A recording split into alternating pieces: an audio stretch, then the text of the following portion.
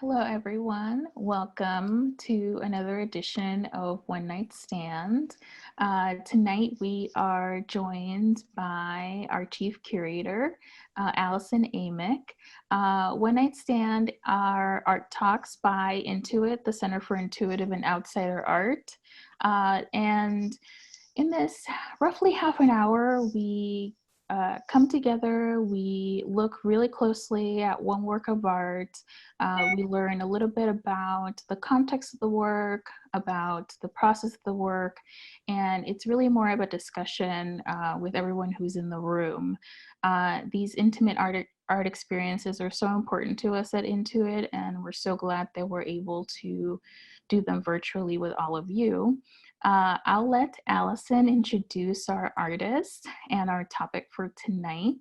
So I'll hand it over to her. Thank you, Paula. And I'm excited today to be able to look with you at an image by Milwaukee artist Eugene Von Bruenchenhein. And I'm curious if we have the slides ready. Wonderful. Maybe we could get the first slide.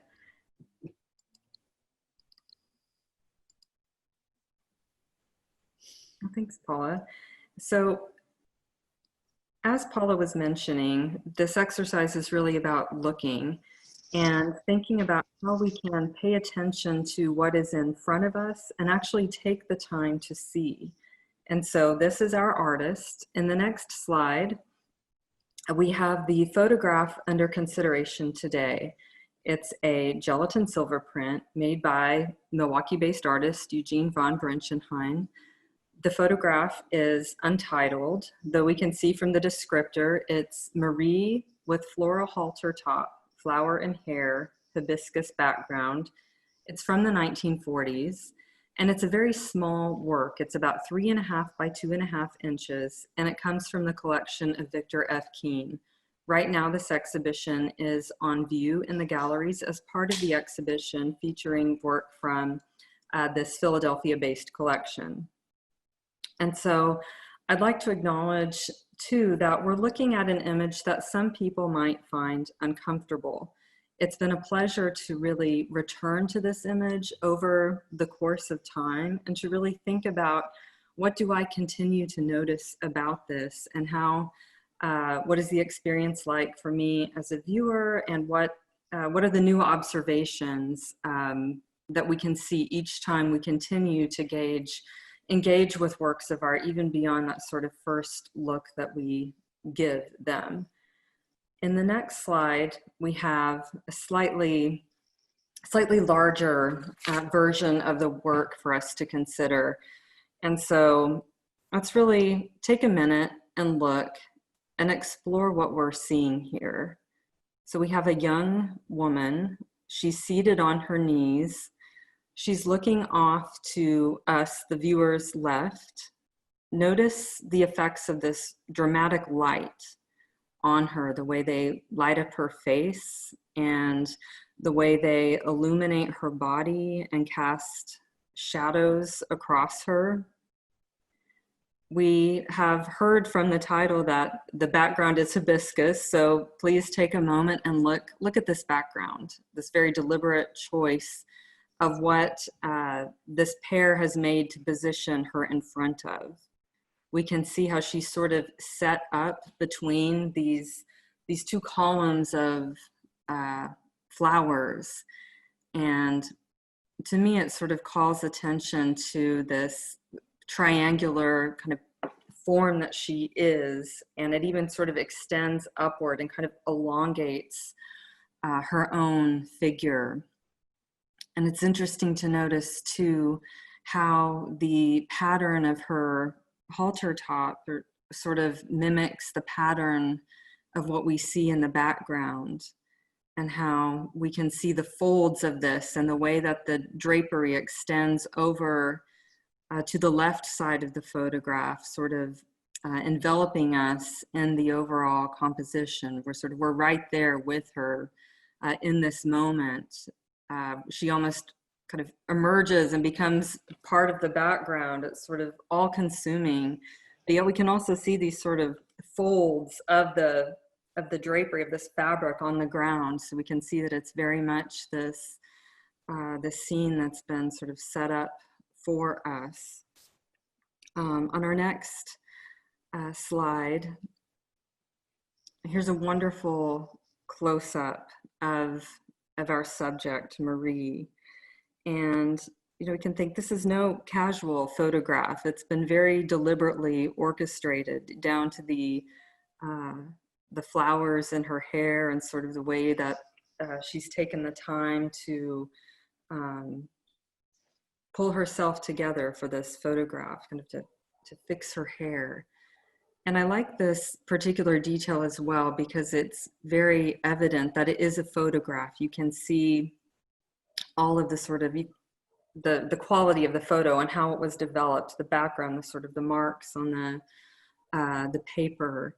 And when I was looking at it today, I was thinking about how EVB, as he's known for short, was not a trained artist or a photographer, and sort of ponder for a moment as we're looking at his work, just what it means to be a self-taught artist, or to really teach yourself and advance yourself at something very technically complex like photography. I was thinking back to my own experience. Maybe some of you have had it of developing photographs in the dark room and how sort of complicated that is.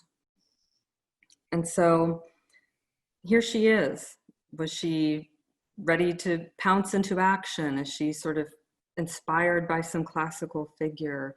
Sort of who is she? And I think in looking and really honing in on her face, you sort of think about who this woman could be and what she might be thinking.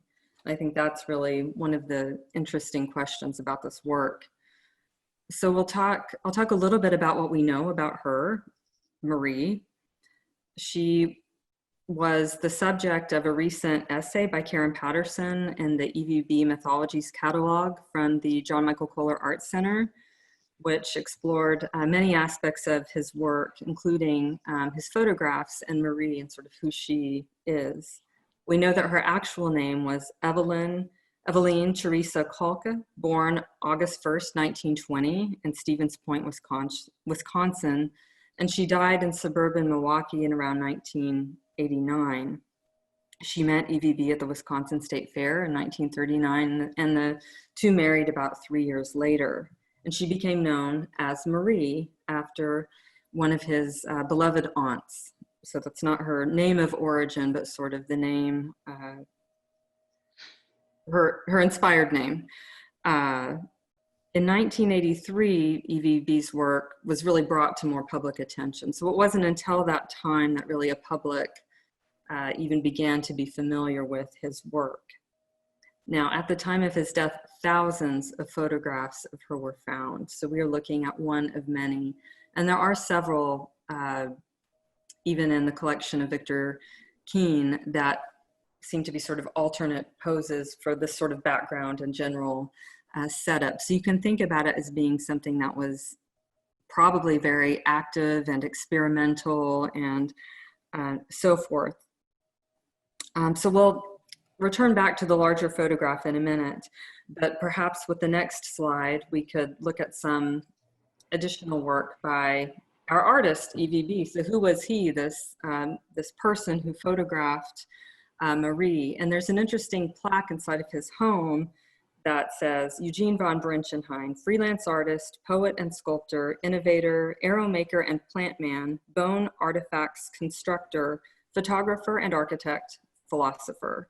And so that clearly tells us how he sort of thought about himself and his many varied interests. So he was also from Wisconsin, like Marie. He was born in 1910 in Marionette. He died in 1983.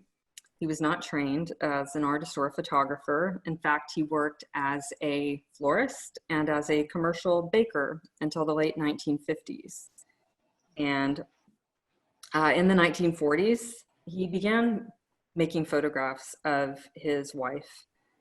And so what you see here, kind of around 1950, he began also turning his attention to painting And so these are two wonderful examples from Intuit's permanent collection that have recently, reproductions of these works have recently been put on display at the Chicago Blue Line station. So if you happen to be in Chicago and happen to be taking public transit to Intuit, please take a look. Anyway, he painted for some years, then took sort of a long break with painting and made ceramic works. He made bone tower constructions, and then he returned to painting again in 1977 and created many tower paintings. So I mention that because we can think of EVB as someone who had a very long and extended artistic practice that incorporated many different mediums and ways of working. So maybe the next slide. These are two other photographs of Marie, also from Intuit's permanent collection. So you can see sort of the variety of different types of ways that she was photographed. Here on the left, behind the sort of also floral backdrop, then here on the right, next to a Christmas tree. Next slide. So here we go back to our large image of Marie. And I've been thinking a bit about sort of why does this work exist? Why do we have these works? What would be kind of the reason for a work to come into existence? And one question I would have for those of you who are looking at it is sort of, how do you feel when you're looking at it? What questions come to your mind? And also knowing that many of these questions are complex, and we may not have, of course, perfect answers. Sort of, what was the relationship between the husband and wife and their artistic practice? What was Marie's role in it? We know that she was photographed in many ways and in many locations. There are recordings of EVB singing lines such as "I love Marie." Some photographs were on view in their home. We can think about the two of them in their home making photographs, the thousands of them that exist. EVB sometimes used government surplus film and negatives. Their bathroom served as a darkroom for developing work. We know that Marie, there are some drawings that have survived that she did at some point in her own life. And there's been some evidence that she may have done some color tinting on some of the other photographs that exist. So beyond what would have been the working relationship like? Sort of, there's a lot to think about there as well. And why would this have been the type of photograph that they would have taken, meaning the subject, this lush background, and so forth. And so in the next slide, there are some clues to different types of inspiration that EVB had. This image that you see at the top are actually some scrapbooks from EVB's home. And they include some cutouts from Men's Quarterly magazine from the 1950s. So actually a little bit, this particular image anyway, is a little bit later than the photographs that we're seeing. Also looking at some classical sources, there's some evidence of these particular works by Eng being found at the home. So it seems like there was lots of possible source material for looking at the female body, from the very classical to sort of more contemporary types of images geared towards a male audience. The next slide. these aren't necessarily images that were found in the home or that directly relate to specifically to the photograph that we're taking a moment to look at, but they are examples of images that were in circulation at the time. When we think of the 1940s, we can think about coming out of the war, we can think about it being the era of the pinup girl.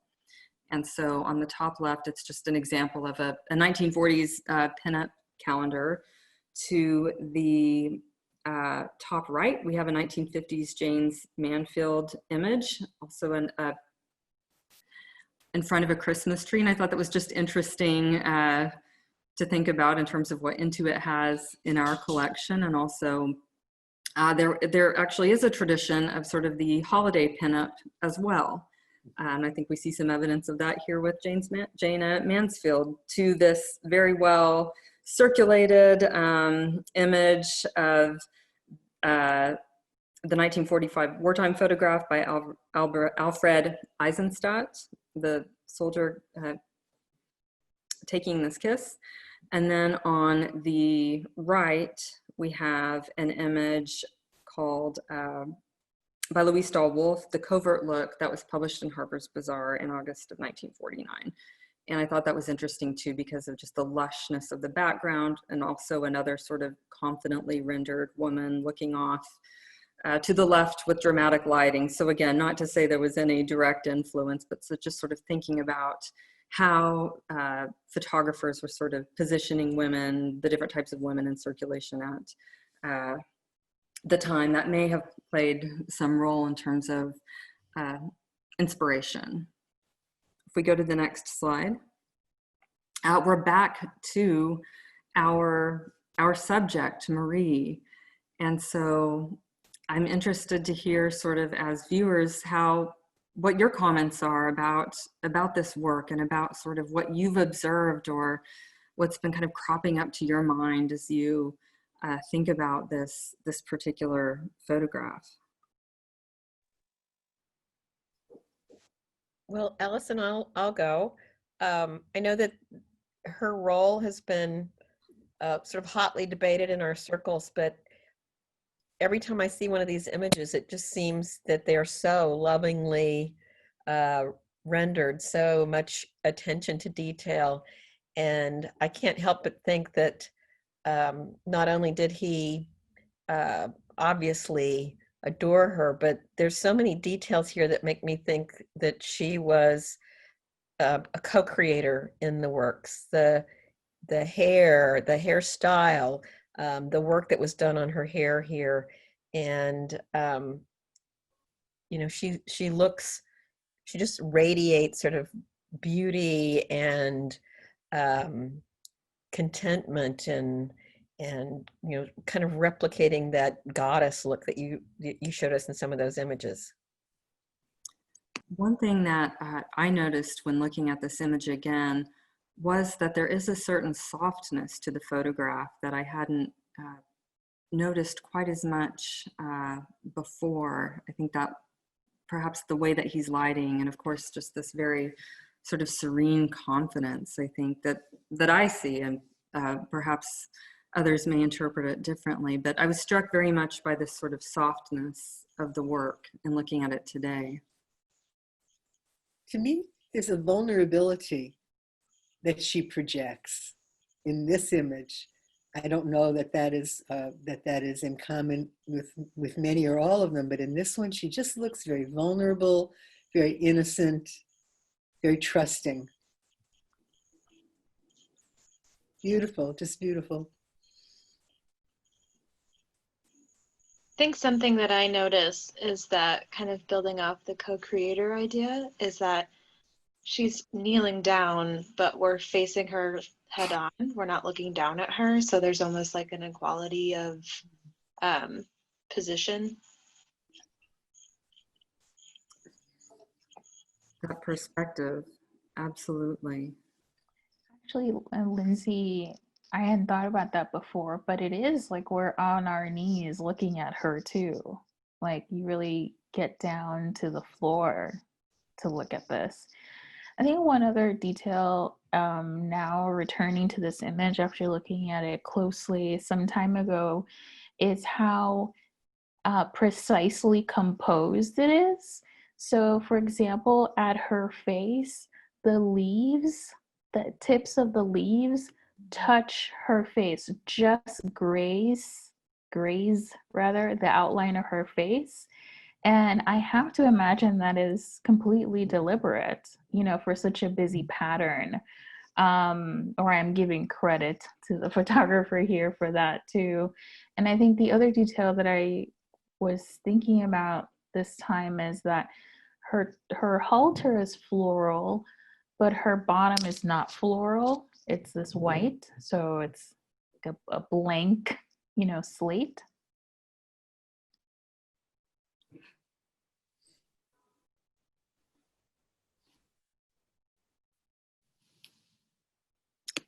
When you all look at this photograph, I know it is in black and white. Do you see color, or how does it being in black and white, what role, or does that play a role as you're sort of looking at the work?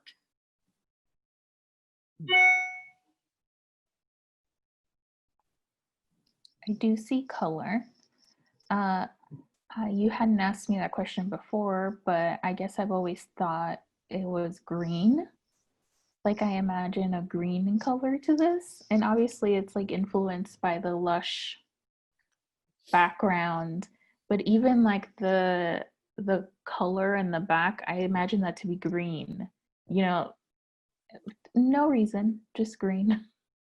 That's so interesting because I imagine it to be sort of like a reddish brown color, probably because that's a bit of the shade it's taking on in black and white. So that's so fascinating. I like that it's in black and white. If it had been in color, it would have been a much more busy, intense experience. I mean, I think it's a very intense experience now, but I think that the black and white allows us to see some of those details, like Paula was mentioning, the fronds of the leaves, almost like fingers. Mm-hmm. And one thing that I'm noticing too, just sort of in conclusion too, is just this sort of the positioning of her hands. Here we can see, I guess, the hand that's on our right sort of placed down, and then the other just sort of going back to that idea of this posture and position being so deliberately posed, it seems, just deliberately thought out, I guess, this posture. It's a challenging image because I think that just even in the history of art, men and women collaborating, while they may have been 50-50 collaborations, or maybe even women have more agency over the collaboration, the power is always given to the male artist.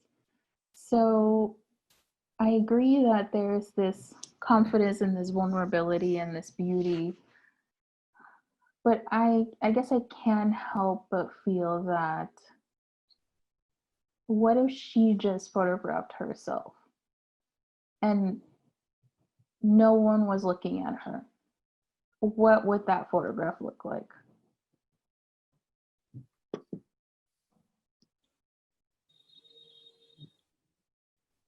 I love that question.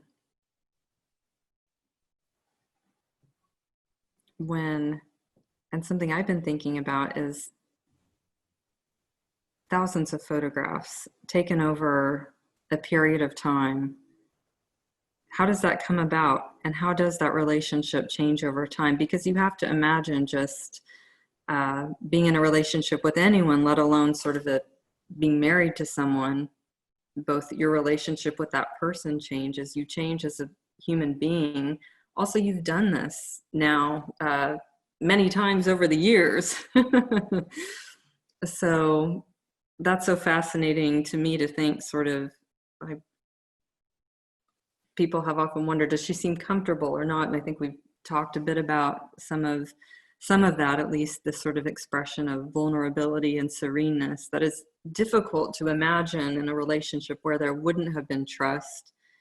But it's just so fascinating to sort of think about how our relationships are, or how their relationship, I guess, as an example, is sort of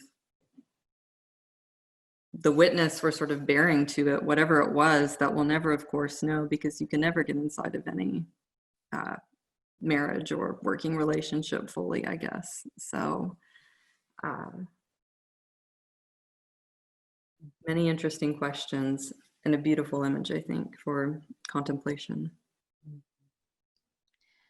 Well, thank you so much, Allison, for sharing this work with us today. And hopefully we'll see you all again next time at One Night Stand. Thank you so much. Thank you, everyone.